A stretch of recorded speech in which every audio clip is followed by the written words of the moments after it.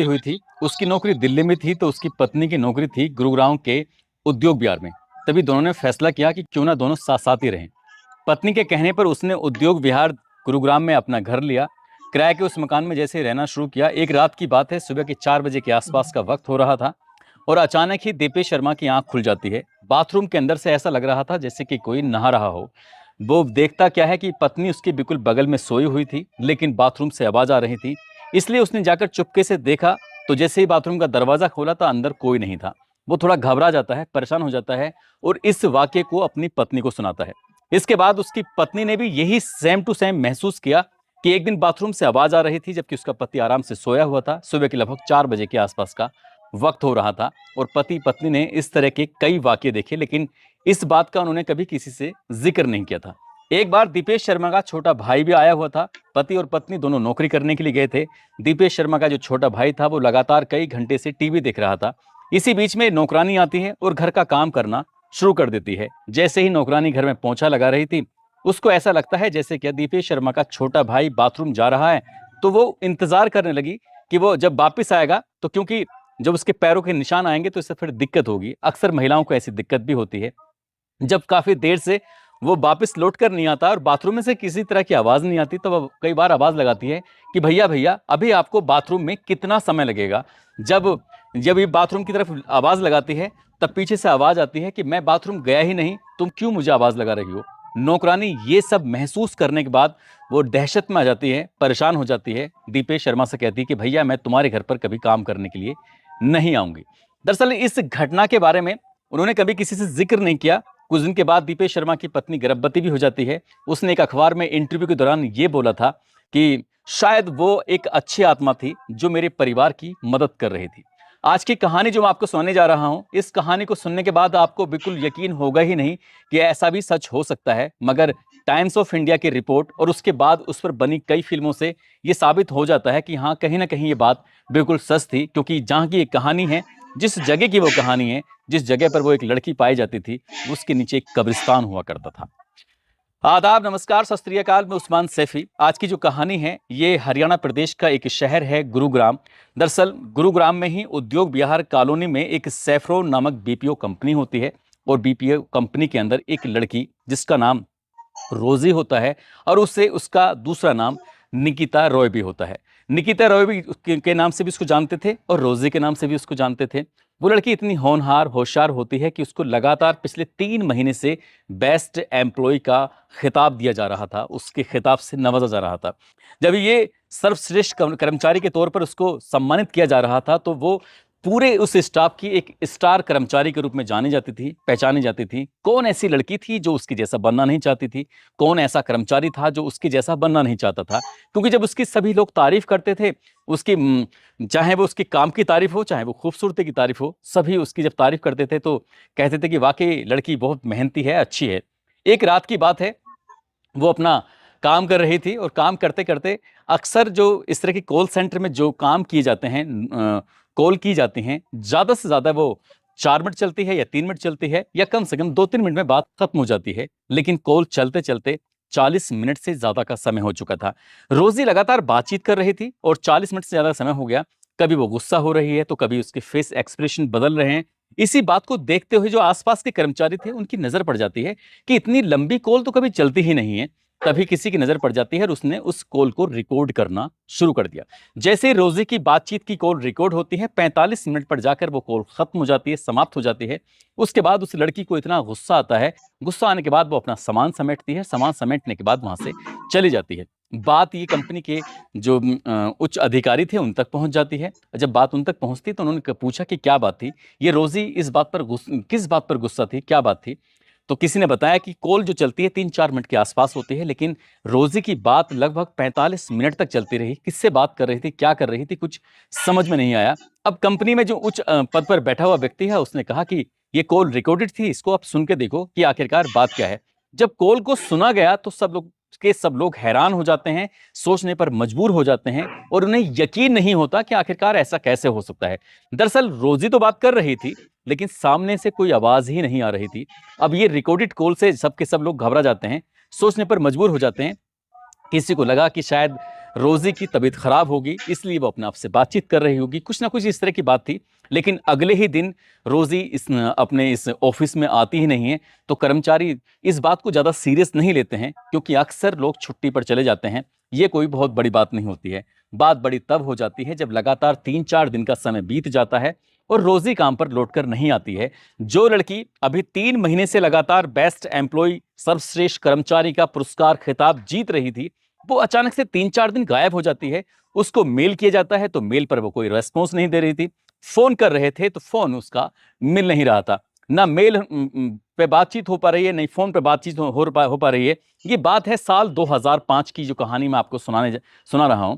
तो जब लगातार कांटेक्ट करने की कोशिश कर रहे हैं तो तभी बात एचआर तक पहुंच जाती है और एचआर कहते हैं कि जो उसका एड्रेस है उस एड्रेस पर जाकर पता करो, क्योंकि कंपनी के जो एम्प्लॉय थे उनको लाने के लिए, ले जाने के लिए कैब भी लगी हुई थी। कैब के ड्राइवर से पूछा जाता है कि क्या तुम बता सकते हो कि उसका एड्रेस? वो कहता है कि हाँ जी, मुझे अच्छी तरह से मालूम है उसका एड्रेस कहाँ पर है, तो मैं जाकर बात कर लूंगा। अब ये जो कैब का ड्राइवर है, उससे जब कहा जाता है तो वो कैब का ड्राइवर वहां जाता है जहां पर वो किराए पर रहती थी। वहां जाने के बाद बेल दबाता है और बेल दबाने के बाद एक आदमी निकल के आता है। उससे कहता है कि आपके यहाँ पर रोजी नाम की एक लड़की है जो सेफ्रॉन नामक एक कंपनी है बीपीओ की, उसमें काम करती है, तो मुझे उससे बात करनी है क्योंकि मुझे एचआर ने भेजा है। जब इस तरह की बातें आती हैं सामने तो साफ साफ मना कर दिया जाता है। कहा जाता है कि इस नाम की कोई लड़की हमारे यहाँ पर रहती ही नहीं है। जब उसके बारे में ये कहा जाता है तो उस ड्राइवर को यकीन नहीं हो रहा था। ड्राइवर ने उस मकान मालिक से कहा कि साहब, मैं कई बार उसको यहाँ पर छोड़ के गया हूँ, आप कैसी बात कर रहे हो, और यहीं से कई बार लेके भी गया हूँ। वो कहते हैं कि यहाँ पर कोई भी इस नाम की लड़की रहती ही नहीं है, आपको कोई ना कोई गलतफहमी हुई है। जैसे ही उस कैब ड्राइवर ने ये बात एचआर को बताई, एचआर ने सुनने के बाद उसने कहा कि ऐसा कैसे हो सकता है कि हम उस लड़की को सैलरी भी दे रहे हैं, सब कुछ उसके हो रहा है, लेकिन और उसको बेस्ट एम्प्लॉय का खिताब भी दिया गया है, बेहतरीन काम कर रही थी, और वो कहती है वहां पर उसके मकान मालिक ने कुछ ऐसा बोला है, तो उन्हें लगता है कि शायद वो किसी बात पर नाराज हो गई है, कंपनी में काम नहीं करना चाहती होगी, इसलिए उसने अपने मकान मालिक से कुछ ऐसा बोल दिया होगा। इसलिए उसके जो मूल डॉक्यूमेंट्स थे, उन डॉक्यूमेंट्स के आधार पर ये कहाँ की वो रहने वाली थी, ये जब पता निकालने की कोशिश की, उसका जो एड्रेस निकलता है, एड्रेस निकलने के बाद अब एचआर ने कहा कि उस लड़की के बारे में हमें पता करना है, क्योंकि वो हमारी बहुत होनहार कर्मचारी है और हम उसे खोना नहीं चाहते। अब एक टीम को उसके घर भेजा जाता है। घर जब टीम जाती है तो वहां जाने के बाद उसके माता पिता से संपर्क किया जाता है। माता पिता को पूरी कहानी बताई जाती है कि आपकी बेटी हमारी कंपनी में काम कर रही थी कर्मचारी के रूप में, और वो एक अच्छी मेहनती कर्मचारी है, और वो अचानक से लापता हो गई है, गायब हो गई है। उसके बारे में हम फोन करते हैं तो फोन पे बातचीत नहीं हो पाती, मेल करते हैं तो मेल का कोई वो रेस्पॉन्स नहीं देती है, इसलिए आप उससे हमारी बातचीत करा दीजिए। जब माता पिता ने पूरी बात सुनी तो उन्हें यकीन नहीं हो रहा था कि वो आखिरकार ऐसी कैसे बात कर सकते हैं।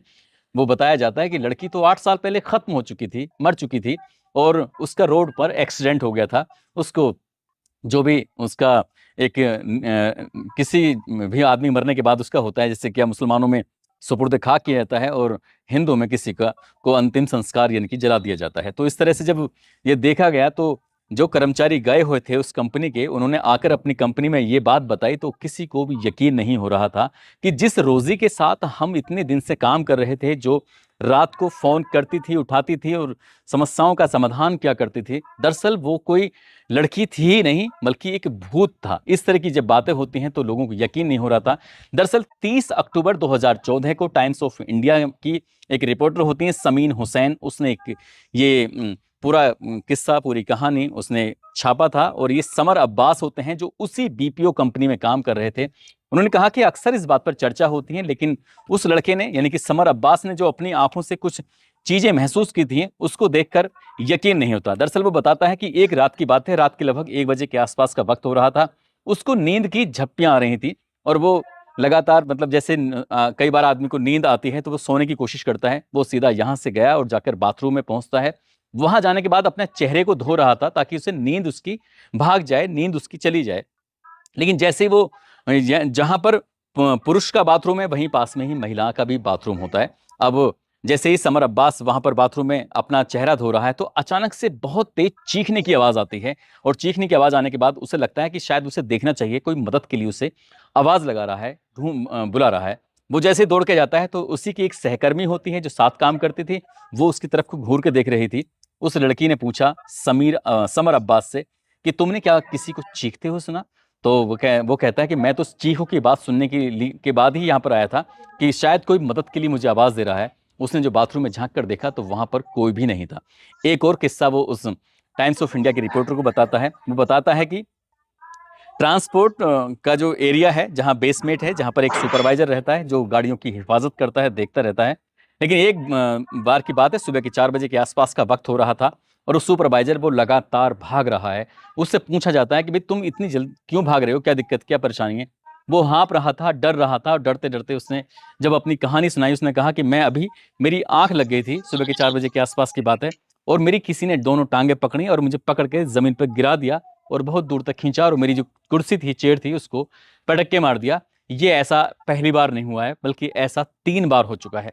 जब ये बात समर अब्बास ने उसकी बातें सुनी सुपरवाइजर की, तो उसको यकीन नहीं हो रहा था और ये बातें उसने उसमें शेयर की। ये बात सामने आती है कि जहां पर वो बीपीओ का सेंटर बना हुआ, कॉल सेंटर बना हुआ था, उस कॉल सेंटर के नीचे कभी किसी जमाने में कभी कब्रिस्तान हुआ करता था, और शायद इसलिए इसके पीछे दो बातें बताई जाती हैं। जब मैंने इस अलग अलग जगह रिसर्च किया, इसके एक एक पॉइंट पर जानने की कोशिश की, तो कुछ अलग अलग जो वेबसाइट हैं, वेब पोर्टल हैं, तो उसमें कई जो कहानियां हैं उसको मैंने मर्ज किया है, आपस में जोड़ने की कोशिश की है।